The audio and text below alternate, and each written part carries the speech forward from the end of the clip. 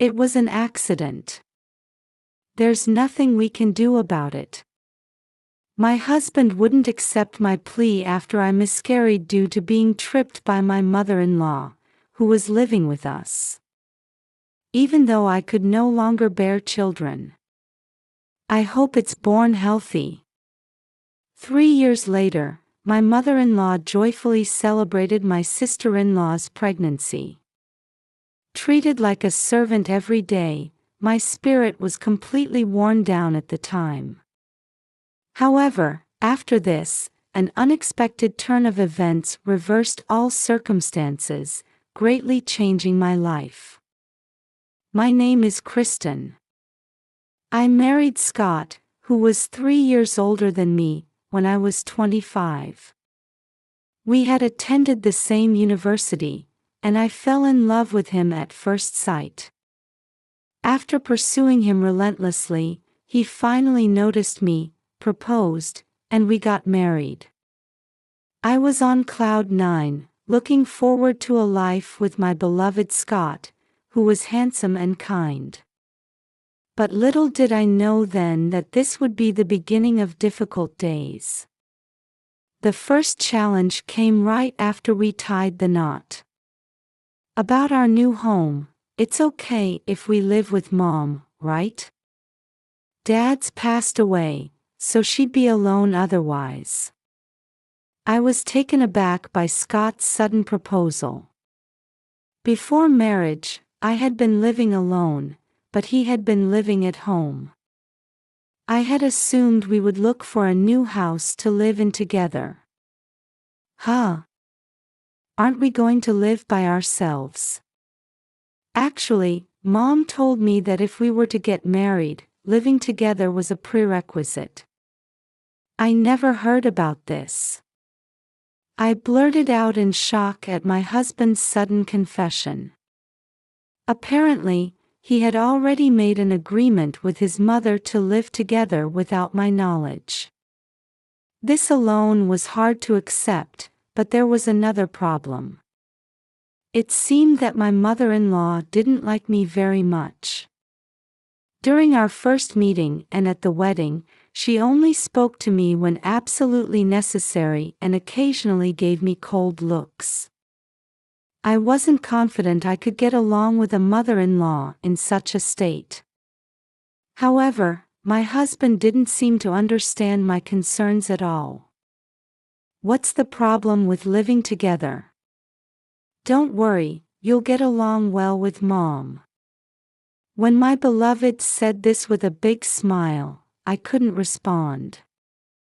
And so, I ended up living in Scott's family home, pushed by his optimistic attitude. But as I had feared, my concerns came true. Sigh. Your cooking isn't very good, is it? To spend so much time making such tasteless food. But it took so long because you forced me to clean in the middle of cooking. Are you talking back? Just because you're young and my son likes you, don't get cocky. You incompetent girl. It seemed my mother-in-law was jealous of me, her son's wife. She couldn't stand to see me happy, so she made me quit my job saying, a woman should stay at home after marriage, and pushed all the housework onto me, harassing me when my husband wasn't around. She would spill flour right after I had cleaned, or throw away the food I had made. Even when I talked to Scott about it, all he would say was, I'll talk to her, but despite pushing for us to live together, he didn't do anything. So, even though we were newlyweds, I was already stressed out. But in the midst of all this, there was one person who was on my side. I can't believe it. You're leaving everything to Kristen. Mom, you can move too, you need to share the work. It was my sister-in-law, Vanessa, who scolded my mother-in-law for lounging on the sofa while I was doing housework. It's fine. Kristen wants to do it. That can't be true. Scott, you need to properly scold Mom too. Why am I getting scolded too? Vanessa, who was mature for her 22 years, not only scolded Scott, who was watching TV, but also helped me with the housework. Let's do it together, she said with a cheerful smile, and I felt my heart being healed. Vanessa had been friendly with me since I started dating her brother. But there was a reason why she had become so attached to me, related to an incident a few years ago. That day, Vanessa was heading to her final interview at her first choice company during her job hunt, but the train was delayed. When I happened to see her looking lost at the station, I drove her to the venue. After that, she successfully got the job offer and started working at that company, and she became even more fond of me. I'll always be on your side. Vanessa's carefree smile was one of the reasons I could endure these lonely days. However, a few months later, a big incident occurred that even her support couldn't help. Honey, I'm pregnant. One day, feeling something off about my body, I went to the hospital and called Scott with the exciting news. Having children had always been my dream. That's great. So I'm going to be a dad. Hearing Scott's happy voice on the phone, my heart was filled with joy like never before. Despite my worries, I still loved my husband at that time. Just thinking about raising a child together with him made my heart flutter. Surely now Scott will pay more attention to our family. However, even at this point, my mother-in-law seemed to resent my happiness. I wasn't expecting much, but when I told her about the pregnancy, she just nodded indifferently. There was no consideration for my condition, rather, she started making me go shopping at distant stores and carry heavy furniture, increasingly burdening me. Then, on a day when my belly had grown quite big, it happened. Geez! You're so slow, you're in the way. My mother-in-law, more irritated than usual, suddenly pushed me from behind. As a result, I lost my balance and hit my stomach hard on the corner of a table. Ouch! At that moment, I was struck by a pain I had never experienced before. With a bad feeling, I called an ambulance myself and headed to the hospital, leaving my mother-in-law who had fled to her room. The test results were horrific, something I wanted to turn away from. Not only had I miscarried due to the impact, but I had also become unable to have children. Because of you, I can never meet my baby again. How are you going to take responsibility for this? When I returned home, I confronted my mother-in-law, crying in shock. If only she hadn't done such a thing, I might have been able to meet my child in good health. It's your fault for being so clumsy, isn't it? How cowardly of you to blame others. But my mother-in-law didn't even show a hint of apology and continued to hurl abuse at me. And what shocked me the most were my husband's words after I explained the whole situation. I understand you're sad, but it was an accident, right? There's nothing we can do about it. He didn't even try to accept my tearful plea. Even though I could no longer hope for children, why did my husband think he could dismiss it as unavoidable? Was his joy over the pregnancy a lie? Let me tell you, don't even think about something stupid like divorce. If you leave, I'll bring Vanessa back to take care of the housework. After Scott returned to his room, my mother-in-law drove the nail in, as if to further crush my despair. Honestly, divorce had crossed my mind, as she said, but I couldn't let my dear sister-in-law go through these days. When Vanessa learned about the miscarriage, she naturally scolded my mother-in-law, but even her voice was no longer a comfort to me. As if she had given up, Vanessa's visits gradually decreased. I want Vanessa to be happy. With all hope taken away and despairing for the future, I just mechanically went about doing household chores as ordered by my mother-in-law. I even felt it was pointless to think about anything anymore. But after 3 years of lonely time, one day, an unexpected turn of events occurred that reversed all circumstances. Vanessa, who hadn't shown her face for a while, came to the house. Actually, I'm pregnant with my loved one's baby. I'm planning to marry him soon. That's wonderful. I hope the baby is born healthy. My mother-in-law was overjoyed at Vanessa's somewhat radiant announcement. It was unfortunate with Kristen, so you be careful.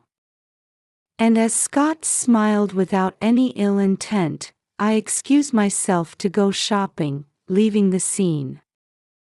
As much as I wanted to be happy about Vanessa's pregnancy, I couldn't bear to see his reaction, which was completely different from when it was me.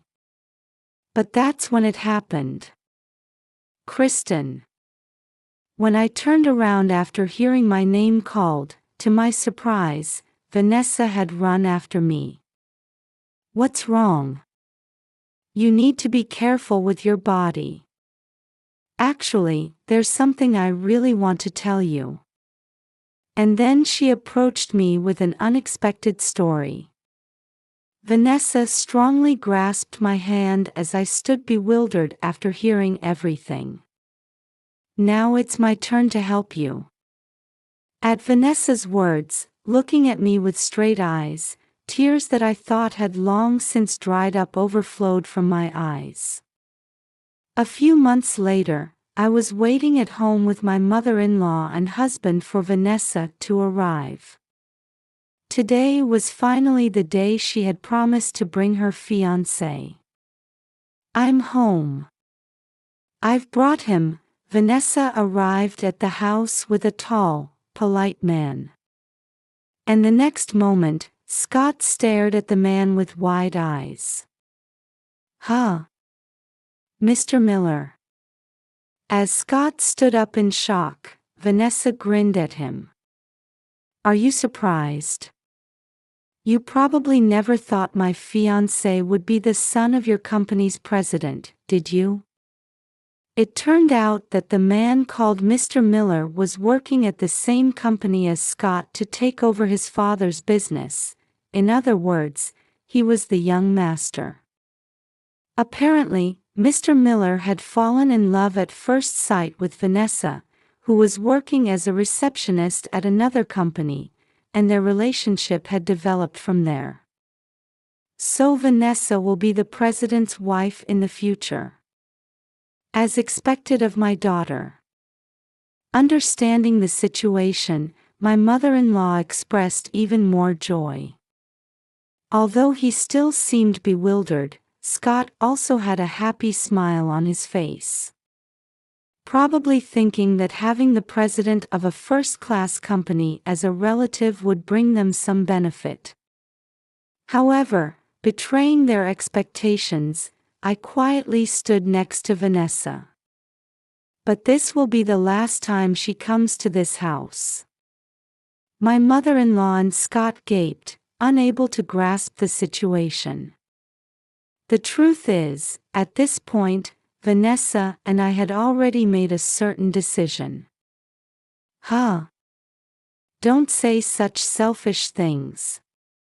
You were just ignoring it, but Vanessa has always been angry about what's been happening.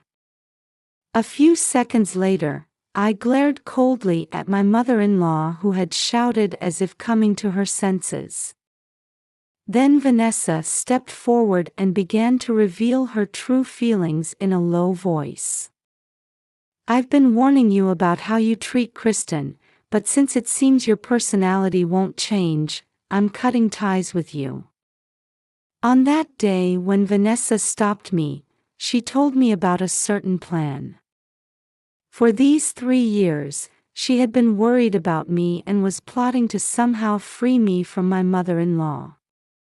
The reason Vanessa stopped coming home was that she had given up on trying to make my mother-in-law and Scott, who showed no signs of remorse, change their ways. However, she was trying to rescue me with a different strategy. And that plan was to cut ties with her family home, including me, on the occasion of her marriage. Don't tell me you're still holding a grudge about the child. Of course. What Mom did to Kristen is absolutely unforgivable. I was speechless with Scott, who was standing there dumbfounded after being admonished by Vanessa. What on earth did I fall in love with in this man before we got married? That's all made up. I didn't do anything. You're being deceived by this woman. Despite being told so much by Vanessa, my mother-in-law, refusing to admit her faults, pointed her finger at me. In response to her, I took out my smartphone, seizing the opportunity. Can you still say that after seeing this? Finally closing her mouth in shock at the video being played, my mother-in-law. It was evidence footage of harassment that I had been collecting for several months since hearing about Vanessa's plan. Thanks to her, I found courage.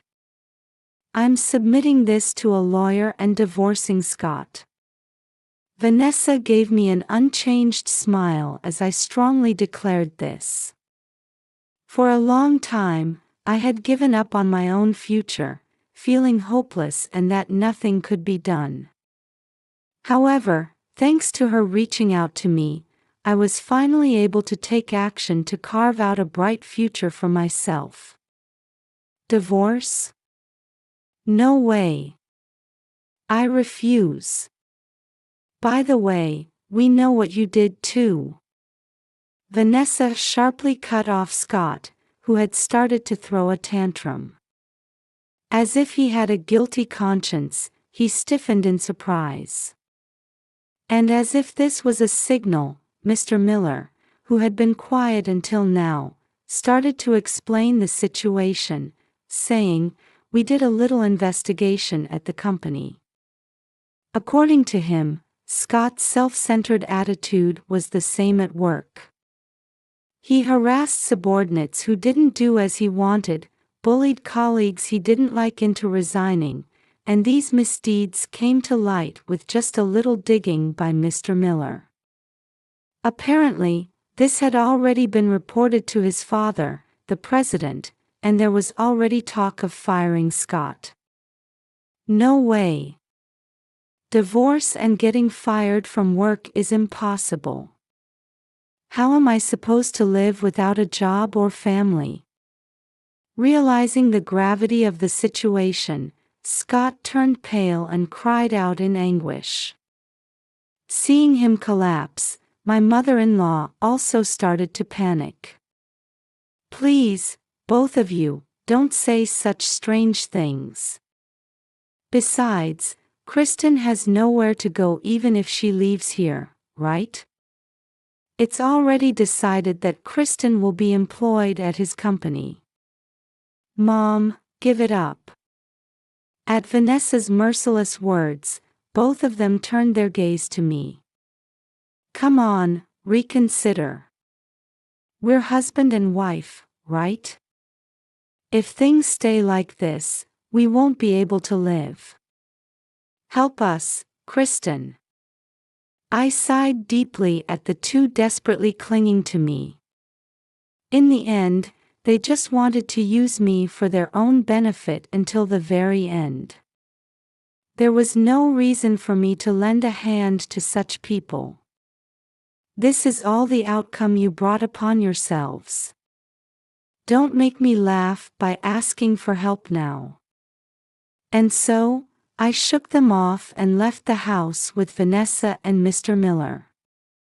After that, I successfully divorced Scott. With the evidence I had gathered, it was determined that the treatment I had received was terrible, and my mother-in-law was ordered to pay $30,000 in compensation. And as Mr. Miller had said, Scott was fired from the company. My mother-in-law and Scott, who had been living on inheritance and pension, are now living in poverty together, I hear. On the other hand, Vanessa cut ties with her family home and is now happily married to Mr. Miller. I also continue my relationship with her, have returned to society, and am now living a fulfilling life. From now on, I want to live